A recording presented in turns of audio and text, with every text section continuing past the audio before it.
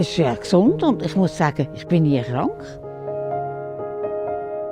Es gehört so dazu. Am Morgen wieder andere unter die Dusche gehen, gehe ich hier runter schnell. Mal, es ist immer kalt, aber es ist eine Einstellung im Kopf. Und wenn du älter bist wie ich, dann findest du das schön, wenn du so stark schlafen kannst und Grüezi sagen und du kennst die Leute. Und das ist noch glatt. Ist alles da. Ich habe hier oben den Metzger, habe die feinen Restaurant, kann alles.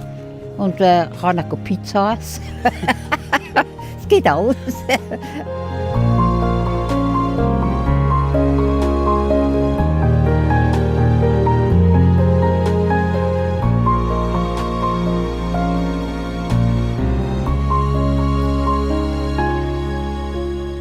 Wenn du willst, kannst du über Mittag in den Wald gehen, von der Stadt aus. Oder an den See gehen und kannst tief durchschnaufen.